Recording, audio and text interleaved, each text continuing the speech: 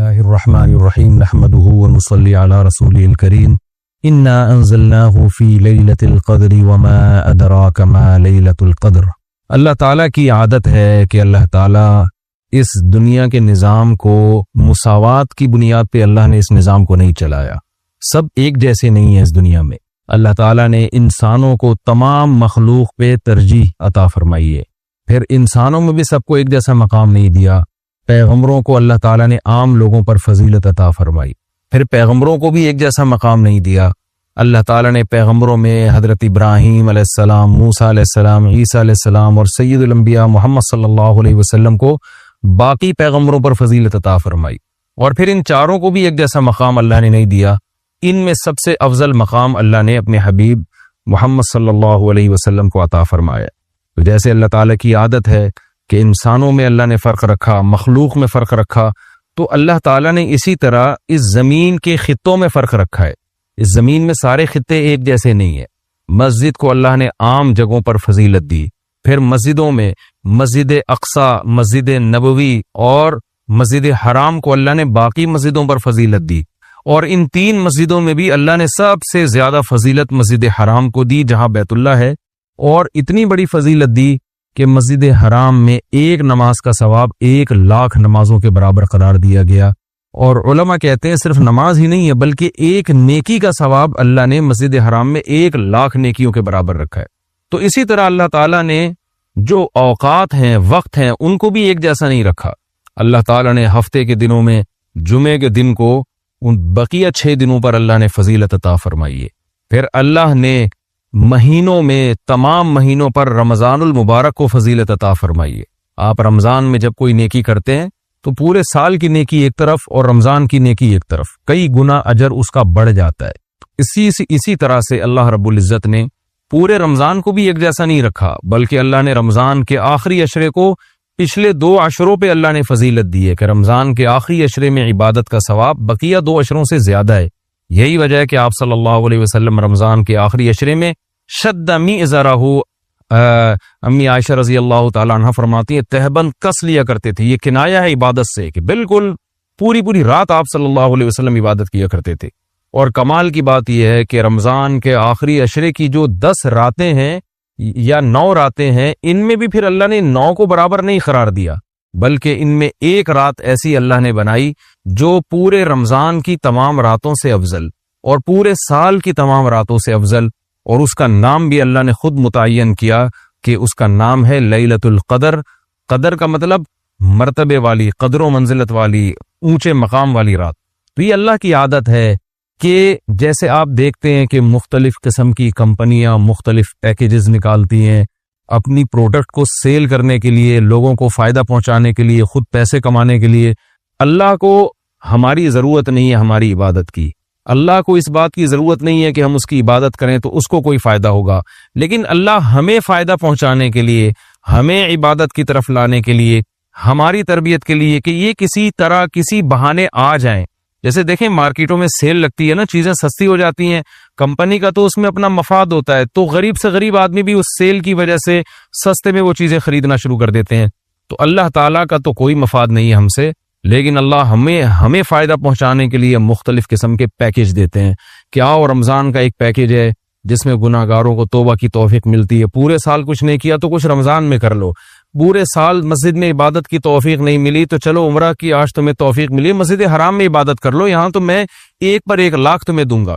تو یہ جو اللہ کی طرف سے پیکیج ہمیں ملتے ہیں، یہ اللہ کے فائدے کے لیے نہیں، ہمارے فائدے کے لیے، کہ ہم جیسے نالائق شاید ثواب کا سن کے کہ بھئی ایک نیکی کا ثواب بہت زیادہ بڑھا چڑھا کر دیا جا رہا ہے، تو جیسے مارکیٹوں میں غریب آدمی بھی وہ اس جو ہے پیکیج کی وجہ سے خریداری کے لیے پہنچ جاتا ہے، تو اسی طرح جو بھی آخرت کی لالچ رکھنے والے لوگ ہیں، اگرچہ وہ گنہگار ہیں لیکن اس پیکیج سے فائدہ اٹھانے کا اللہ ان کو موقع دیتا ہے۔ پورے سال کچھ نہیں کیا تو اب آؤ، میری طرف سے سیل لگی ہوئی ہے، میری طرف سے ایک نیکی پہ لاکھوں نیکیاں دی جا رہی ہیں، آؤ میری طرف اور اس بہانے کچھ عبادت کر لو۔ تو عقل مند لوگ اللہ کی اس آفر سے فائدہ اٹھاتے ہیں، اللہ کی طرف سے پیش کردہ اس آفر سے اور اللہ کی اس رحمت سے فائدہ اٹھاتے ہیں۔ تو وہ رحمت کیا ہے؟ قرآن نے اس رحمت کو بیان کیا کہ یہ جو لیلۃ القدر کی رات ہے یہ اللہ کی طرف سے اتنا بہترین پیکیج ہے کہ قرآن خود اس کا تذکرہ کرتا ہے، لیلۃ القدر خیر من الف شہر۔ فرمایا کہ اللہ کہہ رہا ہے کہ کسی نے 1000 مہینے عبادت کی، جو تقریباً 83 سال بنتے ہیں، تو 83 سال کی عبادت کا اجر ایک طرف اور اس ایک رات کی عبادت کا اجر ایک طرف۔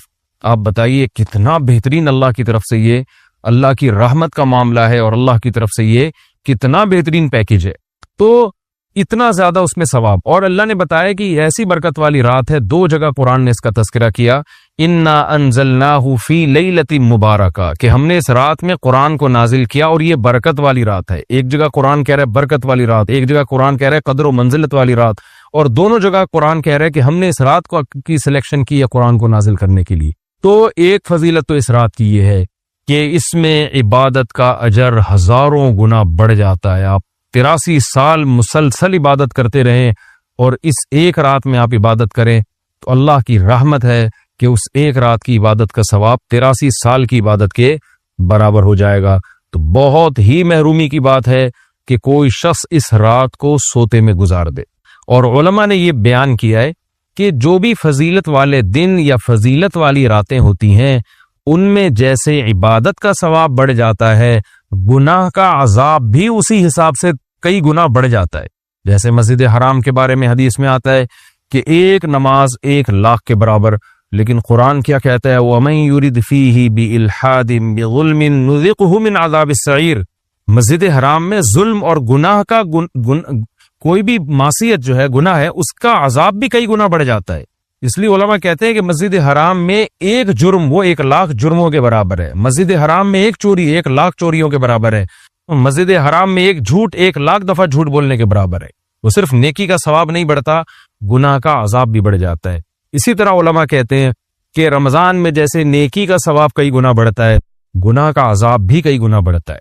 جیسے مسجد میں نیکی کا ثواب بڑھ گیا، مسجد میں اگر آپ جرم کرتے ہیں، گناہ کرتے ہیں تو عذاب بھی بڑھے گا کہ اللہ کے گھر میں تم غلط کیسے کر رہے ہو۔ تو اسی طرح یاد رکھیے کہ لیلۃ القدر میں 3 قسم کے لوگ ہیں۔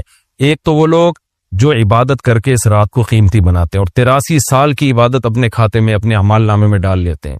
ایک وہ لوگ ہیں جو محروم ہوتے ہیں، پوری رات سوتے رہتے ہیں، لیکن وہ بھی خوش قسمت ہیں کہ چلو عشاء کی نماز جماعت سے پڑھی، فجر کی جماعت سے پڑھی، کسی درجے میں ان کو بھی ثواب مل گیا، تراویح کی کچھ رکعتیں پڑھ لیں جتنی اللہ نے توفیق دی۔ یہ وہ لوگ ہیں جنہوں نے اس رات کو بہت حد تک ضائع کر دیا، لیکن خسارے والا کام انہوں نے نہیں کیا۔ خسارے والے وہ لوگ ہیں جو اس رات میں بھی گناہ نہیں چھوڑتے، ڈرامے دیکھ رہے ہیں، فلمیں دیکھ رہے ہیں، غیبتیں کر رہے ہیں، اور عشاء کی نماز جماعت سے نہیں پڑھ رہے، گناہ کر رہے ہیں، فجر کی نماز جماعت سے نہیں پڑھ رہے۔ تو یہ بدبخت لوگ ہیں۔ تو خوب یاد رکھیے کہ لیلۃ القدر میں جیسے عبادت کا ثواب بڑھتا ہے، ایسے ہی گناہ کا عذاب بھی کئی گنا زیادہ بڑھ جاتا ہے۔ اور یہی حکمت ہے، علماء بیان کرتے ہیں کہ رسول اللہ صلی اللہ علیہ وسلم نے ہمیں یقینی طور پر لیلۃ القدر کی رات متعین کر کے نہیں بتائی۔ آپ نے یہ فرمایا کہ طاق راتوں میں تلاش کرو، آخری عشرے میں تلاش کرو، وہ رات اسپیسیفک متعین نہیں کی۔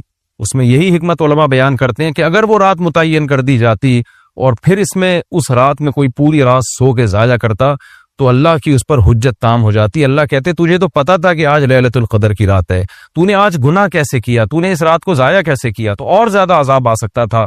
ایسا نہ ہوتا کہ دنیا میں ہی عذاب آ جاتا۔ تو اس لیے اللہ نے اس کو مخفی کر دیا، کہ تھوڑا سا کنفیوژن میں ڈال دیا، کہ تاکہ اس میں اگر کوئی اس رات کو ضائع کرتا ہے تو اس کو یقینی طور پر افسوس نہ ہو، کہ ہو سکتا ہے وہ یہ سوچے شاید آج کی رات نہ ہو، بلکہ ہو سکتا ہے کل یا پرسوں کی رات لیلۃ القدر ہو جائے۔ ایک حکمت تو علماء یہ بیان کرتے ہیں۔ دوسری حکمت یہ بیان کرتے ہیں کہ اگر لیلۃ القدر کی رات متعین کر دی جاتی اور اس رات اتفاق سے کوئی سوتا رہ جاتا، بیماری کی وجہ سے عبادت نہ کر پاتا، تو پھر وہ بقیہ راتوں میں بالکل بھی عبادت نہ کرتا۔ وہ کہتا لیلۃ القدر تو گزر گئی، اب میں رات جا کے کیا کروں گا، اصل جو اللہ کی طرف سے رحمت والا معاملہ تھا وہ تو میں نے ضائع کر دیا۔ تو اللہ نے اس امت پر احسان کیا کہ بتا دیا بھائی آخری عشرہ ہے اور طاق راتوں میں امکان زیادہ ہے، تاکہ کوئی 21ویں رات کو عبادت نہ کر سکے تو اس کو یہ خیال نہ ہو کہ بھائی اب لیلۃ القدر کا چانس ہی ختم ہو گیا، بھائی ہو سکتا ہے 22ویں ہو سکتا ہے 23ویں ہو، تو اس لالچ میں، اس امید میں وہ 10 کی 10 راتیں عبادت کرے گا۔ اور تیسری حکمت علماء نے یہ بیان کی ہے کہ لیلۃ القدر کی رات کو 100% متعین کر کے نہیں بتایا گیا، تاکہ لوگ اس بہانے زیادہ عبادت کریں اور جو طلبگار ہیں انہی کو ملے۔ اب جو آخری 10 عشرے میں یقینی طور پر پوری عبادت کرے گا اس کے لیے تو لیلۃ القدر یقینی ہے، جو آخری عشرے میں کچھ راتیں جاگے گا کچھ راتیں نہیں جاگے گا تو اس کے بارے میں امکان ہے کہ شاید لیلۃ القدر اس سے فوت ہو گئی ہو۔ ہاں، طاق راتوں میں جو عبادت کرے گا، تمام طاق راتوں میں 21ویں میں 23 میں 25 میں 26ویں 27ویں رات 29ویں رات، تو اس کے بارے میں بھی امکان ہے کہ وہ لیلۃ القدر کو پا لے گا۔ تو اللہ تعالیٰ یہ چاہتے ہیں کہ جو پورے آخری عشرے میں تمام طاق راتوں میں خاص طور پر عبادت کریں ان کو لیلۃ القدر ملے۔ تو اگر اللہ رات متعین کر دیتے تو پھر تو ہر آدمی اس لیلۃ القدر میں جاگ لیتا، لیکن اللہ نے نظام ایسا بنایا کہ بھئی جو طلب کرے گا اور تمام راتیں جاگے گا اس کو تو یقینی طور پر لیلۃ القدر ملے گی، اور جو تمام راتوں میں عبادت کا اہتمام نہیں کرے گا تو اس کے لیے معاملہ مشکوک ہے، امکان ہے کہ مل جائے، امکان یہ بھی ہے کہ نہ ملے۔ تو اس لیے بھی علماء کہتے ہیں کہ لیلۃ القدر کی یقینی طور پر تعیین نہیں کی گئی۔ بہرحال بہت کثرت سے اس بارے میں روایات ہیں جن میں آتا ہے کہ رمضان کے آخری عشرے میں اور رمضان کی طاق راتوں میں خاص طور پر آپ صلی اللہ علیہ وسلم نے فرمایا کہ لیلۃ القدر کو تلاش کرو۔ تو ہمیں لیلۃ القدر میں کرنا کیا ہے؟ اس میں کچھ بدعتیں بھی پھیلی ہوئی ہیں، جتھے بنا کے مسجدوں میں جانا اور اجتماعی عبادتیں کرنا، یہ تمام چیزیں اسلاف سے ثابت نہیں ہیں، اور ان کو دین سمجھ کے کریں گے یہ بدعت ہو جائیں گی، سنت سے دور ہیں یہ سب چیزیں۔ انفرادی عبادت ہونی چاہیے، نماز کا کوئی الگ سے مخصوص طریقہ ثابت نہیں ہے لیلۃ القدر کی رات میں، جو طریقے سے عام آپ نمازیں پڑھ رہے ہیں وہی اسی طریقے سے، یہ نہیں کہ پہلی رکعت میں یہ صورت دوسری میں یہ صورت، یہ تمام چیزیں لوگوں میں پھیلی ہوئی ہیں، یہ بدعت ہے، ان کا حقیقت سے سنت سے کوئی تعلق نہیں ہے۔ تلاوت کریں، دعائیں مانگیں اور تہجد کی نماز پڑھیں، جتنے نوافل اللہ آپ کو توفیق دیتا ہے، آپ جیسے عام معمول ہے نوافل پڑھنے کا اسی طرح پڑھیں، اور بہتر ہے گھر میں عبادت کریں۔ گھر میں اگر مشکل ہو رہی ہے تو مسجد میں بھی جا سکتے ہیں، لیکن نوافل گھر میں پڑھنا یہ مسجد میں پڑھنے سے زیادہ افضل ہے۔ مسجد میں شور شرابہ کرنا، لیلۃ القدر کے نام پہ جتھے بنا کے بیٹھنا، پھر لیلۃ القدر کی رات پہ پوری رات پروگرام چلنا مسجدوں میں، یہ سب چیزیں لوگوں کو عبادت سے غافل کرنے والی ہیں۔ بیان بھی ہونے چاہیے مختصر، آدھا گھنٹہ ہو گیا 1 گھنٹہ ہو گیا، باقی وقت عبادت میں لگانا چاہیے۔ دوسری بات یہ کہ اتنی کثرت سے عبادت کرنا کہ آپ کا دماغ ہی خراب ہونا شروع ہو جائے، نیند سے حالت خراب ہو جائے، تو یہ بھی ٹھیک نہیں ہے۔ کچھ دیر آرام بھی کرنا چاہیے تاکہ جتنی عبادت ہو وہ طبیعت میں نشاط کے ساتھ اور فریشنس کے ساتھ ہو، آپ اس میں ٹینشن میں نہ آ رہے ہوں۔ اور ایک اہم بات یہ بھی ہے کہ اصل عبادت گناہ چھوڑنا ہے۔ آپ صلی اللہ علیہ وسلم نے لیلۃ القدر میں ہمیں جو دعا سکھائی ہے اس دعا کا مفہوم بھی یہی ہے۔ صحیح حدیث میں دعا آتی ہے کہ لیلۃ القدر میں یہ دعا مانگو، اللہم انک عفو تحب العفو فاعف عنا، اے اللہ تو سراپا معافی ہے، معافی کو پسند کرتا ہے، ہمارے گناہوں کو معاف کر دے۔ اس سے پتہ چلتا ہے کہ لیلۃ القدر میں نبی ہمیں یہ سکھا رہے ہیں، یہ سمجھا رہے ہیں کہ گناہوں سے توبہ کرنی ہے، معافی مانگنی ہے۔ ظاہر ہے جس جرم سے معافی مانگی جاتی ہے تو اسی بیس پہ مانگی جاتی ہے نا کہ آئندہ آپ چھوڑنے کا عہد کر رہے ہو۔ آپ نے کسی کا دل دکھایا، کسی کو ٹینشن دی، اب آپ اس سے سوری کر رہے ہیں، وہ کہتا ہے ٹھیک ہے آئندہ ٹینشن نہیں دینا، آپ کہتے ہیں دوں گا تو میں آئندہ بھی تمہیں ٹینشن، تو وہ کہے گا پھر یہ تو معافی نہیں، یہ تو معافی کے نام پہ مذاق ہو گیا بھائی۔ تو نبی جو ہمیں دعا سکھا رہے ہیں اس میں اصل بتا رہے ہیں کہ لیلۃ القدر کی رات میں اللہ سے دعائیں مانگ کر توبہ کرنی ہے۔ تو اس رات میں آپ عبادت کریں، اللہ سے دعا مانگیں، اور دعا کیا مانگیں کہ اللہ جو گناہ ہماری زندگی میں ہے ان سے ہم توبہ کرتے ہیں اور آئندہ ہمیں ان سے بچنے کی توفیق عطا فرما۔ گناہ کیا ہے؟ نمازوں کا قضا کرنا، داڑھی کاٹنا، خواتین کا بے پردگی کرنا، اور سود لینا، بہنوں کی وراثت نہ دینا، اور جاندار کی جو تصویریں آج کل لوگوں نے گھروں میں ڈیکوریشن کے طور پر تصویریں لگائی ہوئی ہوتی ہیں، یہ سب ناجائز ہیں۔ آپ صلی اللہ علیہ وسلم نے فرمایا ان من اشد الناس عذابا یوم القیامۃ المصورون، کہ سب سے سخت ترین عذاب قیامت کے دن تصویر بنانے والے کو ہوگا۔ ڈیجیٹل کیمرے کی تصویر میں تو بہت اچھا خاصا علماء کا اختلاف ہے کہ ہماری رائے یہ کہ تصویر میں داخل نہیں ہے، لیکن جو پرنٹڈ تصویر ہوتی ہے اور کسی شرعی عذر کے بغیر ہو، ایک تصویر کسی ضرورت سے ہوتی ہے، بلا وجہ شو بازیوں کے لیے اپنے باپ داداؤں کی تصویریں دیواروں پہ سجانا، یہ فیشن ہمارے یہاں بنتا چلا جا رہا ہے۔ اور جو بت بنے ہوئے ہوتے ہیں تصویر کے نام پہ، وہ بھی اسلام میں حرام ہے۔ تو ان سب چیزوں سے ہمیں لیلۃ القدر میں توبہ کرنی ہے، شراب سے، زنا سے، بد نظری سے، والدین کی نافرمانی سے، رشتہ داری توڑنے سے۔ آپ صلی اللہ علیہ وسلم نے فرمایا جو خونی رشتوں کو توڑتا ہے وہ جنت میں داخل نہیں ہوگا۔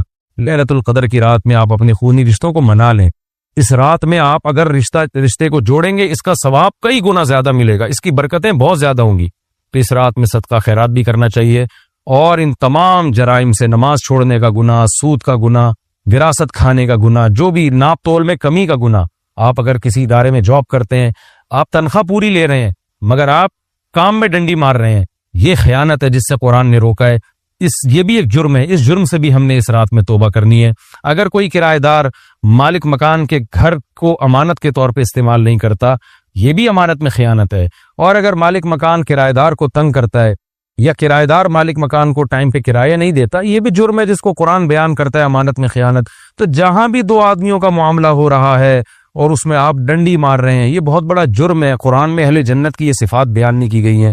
تو اخلاق کو اپنے درست کرنا، آپ صلی اللہ علیہ وسلم نے فرمایا منافق کی 3 نشانی ہے: بات کرتا ہے، جھوٹ بولتا ہے، امانت دی جائے تو خیانت کرتا ہے، اور جب کسی سے بحث مباحثہ کرتا ہے تو گالم گلوچ پہ آ جاتا ہے۔ آج دیکھیں دفتروں میں کیا حال ہے۔